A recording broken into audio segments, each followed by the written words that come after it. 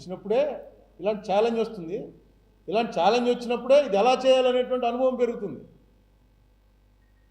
అంటే డయాఫ్రమ్ వాళ్ళు కొట్టుకుపోయింది, ఇదో ఛాలెంజ్. ఇక్కడి నుంచి దీన్ని పట్టుకుని ఇంక నేర్చుకుంటాం. ఓహో, డయాఫ్రమ్ వాళ్ళు ఇలా కొట్టుకుపోతుంది అనమాట, దీన్ని ఇలా చేస్తాం, ఎలా ఇక ముందు ముందు ఎలా చేయాలన్నది మేము తీసుకుంటాం. ఇది మనం చెప్పేది, ఇంజనీర్లు చెప్పేది కాదు. దానికి ఏదో కారణం ఉండాలి. ఏ కారణం లేకపోతే it's a total technical failure. ఏగా ఎందుకు పోయిందో మాకు తెలియదండి అన్నారనుకోండి, టోటల్ టెక్నికల్ ఫెయిల్యూరు. లేదా కాపర్ డ్యామ్ అలా కన్నం పెట్టడం వల్లే పోయింది ఇది, అందుకే కొట్టుకుపోయింది. ఆ ఫ్లో తోటి కన్నం పెట్టకుండా కూడా గోదావరి చాలాసార్లు వచ్చింది. కన్నం పెడితే ఫస్ట్ అని జగన్ చెప్పాడు అసెంబ్లీలో, ఒకసారి ఇలా పైప్ మూసామనుకో సర్రమని వస్తుంది వాటరు, అలాగే వీళ్ళు మూసి 2 చోట్ల తెరిచారు, ఆ 2 చోట్ల కొట్టుకుపోయింది అని చెప్పాడు. చెప్తూ అక్కడ వాటర్ ఫ్లో ఎంత స్పీడ్గా వెళ్ళిందో కూడా మెన్షన్ చేశారు. అంత స్పీడ్గా మనకు ఫ్లడ్ టైంలో గోదావరి ఈ కాఫర్ డ్యామ్లు ఇవేం లేకుండా చాలాసార్లు అయింది. అంటే ఎప్పుడైనా గోదావరి అదే స్పీడ్తో వస్తే ప్రమాదం ఉంది. ఆ ప్రమాదాన్ని ఎలా అరెస్ట్ చేస్తారు? ఎందుకంటే ఆ ప్రమాదంతో అడగటానికి మనం ఎవరు ఉన్నాం. ఆ ప్రమాదం వస్తే అడగటానికి మనం ఎవరు మిగలం. అంత పెద్ద హ్యూజ్ బిగ్ ప్రాజెక్ట్ ఇది. నెక్స్ట్ గోదావరి నది అనేదాన్ని ఇప్పుడు కృష్ణానది ఇంకోటి చెప్పగలం. కృష్ణానది ఏ టైంలో ఫ్లడ్ వస్తుంది, ఏ టైంలో ఎలా ఉంటుంది వాటరు, దాని పరిస్థితి ఎలా నడుస్తుంది. గోదావరి కాబట్టి చెప్పలేడు, ఎందుకంటే పైన ఏమి లేవు, పైన డ్యాములు గేములు ఏమి లేవు. ఇక్కడి నుంచి ఆ కోనవరమో దుమ్ముగూడెమో ఎక్కడికో పోయేదాకా మధ్యలో ఏం లేదు, కొండల మధ్యలో వస్తుంది గోదావరి. శ్రీరామ్ సాగర్ మధ్యలో ఇంకేం లేదా, దుమ్ముగూడెం ఒకటి ఉన్నట్టుంది చిన్నది, మన ఆనకట్లాంటిది. శబరి, ఇంద్రావతి, నాగావళి ఏవేవో చెప్తారు. నాగావళి ఇందులోది కాదు, ప్రాణహిత, శబరి, ఇంద్రావతి, ఇంకేమన్నారా గాంధీ, పెన్గంగ, సీలేరు, ఆ ఏరియాలో తిరిగినాడు వాడు, గాంధీకి తెలుస్తుంది మొత్తం ఇవన్నీ. వీటిల్లో ఎప్పుడు ఎక్కడ వర్షం పడుతుందో ఎక్కడ, ఎందుకంటే సమ్మర్లో ఒకసారి 91లో గుర్తుందిగా, రాజీవ్ గాంధీ కూడా వచ్చాడు అపోజిషన్ లీడర్గా. 91 మొత్తం అసలు ఎక్కడి నుంచి వచ్చిందో తెలియదు వాటర్. మిడ్ సమ్మర్ మేలో చిత్తకోటి, రాజమండ్రి, ఆర్యాపురం ఆ ఇళ్ళన్నీ మునిగిపోయి. ఏంటంటే ఇదేంటి సమ్మర్లో ఎక్స్పెక్ట్ చేయము. అలా అక్కడ ఈ మొత్తం వర్షం ఫ్లడ్ వస్తుందో తెలియదు మనకి, ఎంత ఫ్లడ్ వస్తుందో తెలియదు. గోదావరికి ఉన్నటువంటి ఒక ప్రత్యేకత అది. ఈ గోదావరి నది మీద ఇంత పెద్దది చేశారు, చాలా గొప్ప విషయం. ఆ టేకప్ చేసినటువంటి దాన్ని సక్సెస్ఫుల్గా చేయడానికి మామూలుగా మిగతా చోట్ల కట్టినట్టు ఏదో పడవ మీద అలా వెళ్ళినట్టు, లేదా రాజమండ్రిలో లాంచ్ ఎక్కి కొవ్వూరు వెళ్ళినట్టు కాదు. ఇది ఒక పెద్ద సముద్రంలో తెప్పేసుకుని వెళ్ళినట్టు. మనం ఇక్కడ తెప్పలేసి తిరుగుతుంటారు, అలాంటి తెప్పేసుకుని సముద్రంలో దిగాం.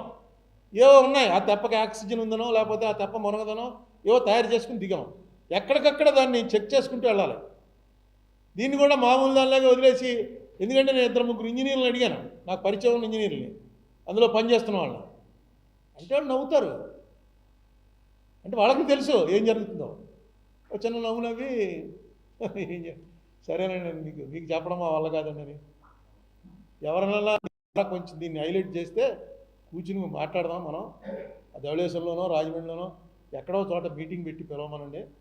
పోలవరం మీద ఒకసారి ఇంత పూర్వం శ్వేతపత్రాలు ప్రకటిస్తూనే ఉండేవారు చంద్రబాబు నాయుడు గారు. ఈసారి ఎందుకో శ్వేతపత్రాల జోలికి వెళ్ళట్లేదు. దాని మీద ఒక శ్వేతపత్రం ముందు ప్రకటించండి, ఏ రిపోర్ట్లో ఏమొచ్చిందో చెప్పానండి. అది మాకు చాలా పోలవరం జిల్లా గురించే పోలవరం వాళ్ళు అందరూ వచ్చి కూర్చున్నారు. పోలవరం జిల్లా ఇస్తామని అక్కడ అనౌన్స్ చేసిన వీడియోలు అన్నీ మీరు కూడా చూశారు. పవన్ కళ్యాణ్ గారు వెళ్ళి ఆయన కూడా చేశారు. పోలవరం ఇమీడియట్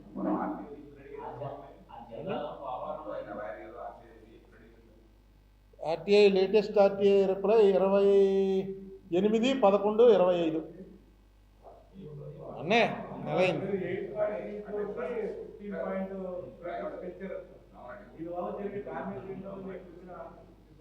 ఇప్పుడు మనం రోడ్డు, నువ్వు ఇల్లు కట్టుకుంటున్నావు, రోడ్డు ఉంది, రోడ్డు పక్కన నువ్వు ఇల్లు కట్టుకుంటున్నావు.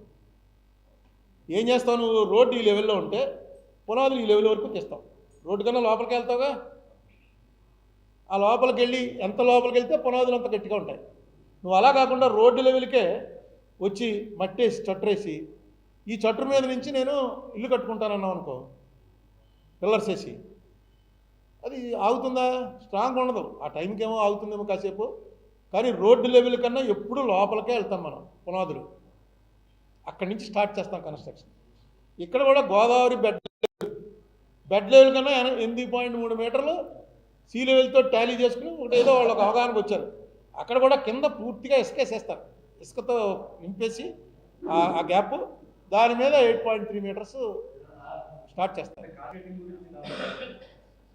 ఇప్పుడు ఇలాంటివి వర్కుల్లో మనకి ఎంతవరకు తెలుసు? ఊరికే పోలవరం కడితే ఇదంతా చాలా సుభిక్షం అవుతుంది, కరెంట్ వస్తుంది, పైన తీసుకుని వెళ్ళచ్చు. ఆ పోలవరం ఏరియాలో ఇగో ఈ రమేష్ అడిగాడు, పోలవరం ఏరియాలో ఇండస్ట్రియల్ హబ్ పెట్టాలి. ఇండస్ట్రియల్ హబ్ పెట్టాలంటే రిప్లై ఇచ్చారంటే ఆల్రెడీ అక్కడ 30 ఎకరాలు కేటాయించాను దీనికోసం ఏదో పెట్టారు. 30 ఎకరాల్లో ఇండస్ట్రియల్ హబ్ ఏంటంటే ఇది చాలా పెద్దది పెట్టాలి. అతను అలా నేను రాస్తూనే ఉంటాడు, రాసినవన్నీ నాకు పంపిస్తుంటాడు. నిజమే, పోలవరం ఏరియాని చంద్రబాబు నాయుడు గారు చెప్పిన దాంట్లో 10% డెవలప్ చేసిన పోలవరం వాళ్ళు ఎవడో కూడా ఇదేంటో ఈ ప్రాజెక్టు మమ్మల్ని ముంచేసిందనో మా దైనందిన జీవితాలు దెబ్బతిన్నాయనో ఎవ్వరూ ఆడవారు. ఎప్పుడు కూడా అగ్రయుడు పార్టీ అంటూ మిగలకూడదు ఇలాంటి ప్రాజెక్టులో, అందరినీ సాటిస్ఫై చేయాలి. అందుకే మన రాజశేఖర రెడ్డి ఏం చేశాడు, రూపాయి దానికి 10 రూపాయలు ప్రాజెక్ట్ కాస్ట్లో పెట్టేశాడు. అంటే ఖచ్చితంగా ఇంకా అది మార్చడానికి వీలు ఉండదు. ఏమైంది, వాడు పొలం ఇచ్చేస్తున్నాడు, రూపాయికి 5 రూపాయలు ఏమైంది, ఒకసారి కదా ఇచ్చేది, ఏదో ఒకటి చేసుకుంటాడు, ఇంకో చోట పొలం కొనుక్కుంటాడు. ఈ గొడవలన్నీ పెట్టకండి, అడిగింది ఎంత 100% ఇవ్వచ్చండి రూల్ ప్రకారం అని. ఇంకా నాకేమన్నా పవర్స్ ఉన్నాయా, నేనేమన్నా 50 పెంచచ్చా? ఎంత పెంచగలిగితే అంత పెంచండి. వాడు భూమి ఇచ్చేసి అక్కడి నుంచి తాతదండ్రుల నుంచి ఉన్నవాడు అక్కడి నుంచి పోతుంటే వాడితో బేరాలేంటి మనం అంత అనేది రాజశేఖర రెడ్డి పాలసీ తీసుకున్నాడు. అదే దాంట్లోకి వస్తున్నాడు అది వాళ్ళందరూ వచ్చి కూర్చున్నారు. ఆ ఊరు పోలవరం పెద్దలందరూ వచ్చారు.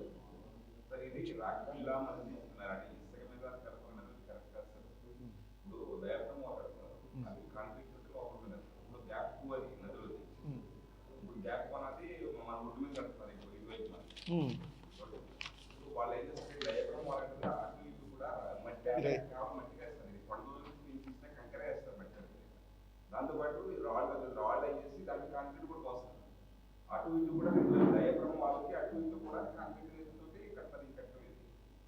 మీరు ఒకసారి ఇదిగో ఇది సిడబ్ల్యూసి వాళ్ళ డిజైన్.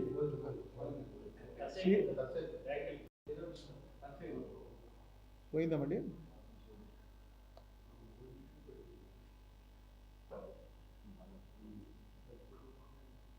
ఇందిరా సాగర్ పోలవరం ప్రాజెక్ట్ అని ఉన్నప్పుడుది ఇదిగో, ఇది అప్పటి నుంచి ఇదే ఉంది. దీన్ని చూసే మనకు అర్థమైంది 8.3 అనే ఉంది ఇందులో. ఇదిగో క్లియర్గా 8.320 కనబడుతుందా? 8.320 అది లెవెల్. నెట్గా ఇది నా దగ్గర పాతది. ఇలా కట్టుకొస్తారండి, ఇలా ఒక కొండ కట్టుకొచ్చి ఇందులో డయాఫ్రమ్ వాళ్ళు ఇది మధ్యలో ఉన్నటువంటి గీత ఉంది చూసారా, ఇది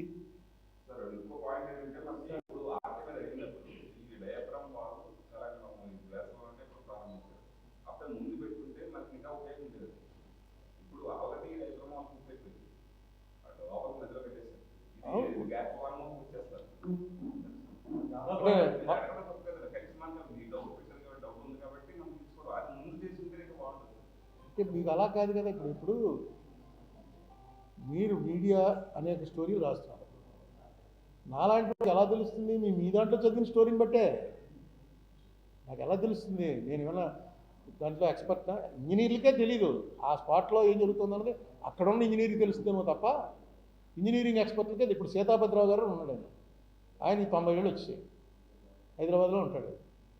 ఇంకా మెమరీ బాగుంది, వాయిస్ బాగుంది, అన్నీ బాగుంది, పొద్దున వస్తూ కూడా మాట్లాడాను.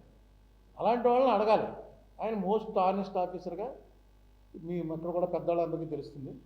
సీతాపతిరావు చీఫ్ ఇంజనీర్గా రిటైర్ అయ్యాడు. రాజశేఖర రెడ్డి టైం, చంద్రబాబు నాయుడు గారు కూడా విపరీతంగా అతన్ని నమ్మేవారు.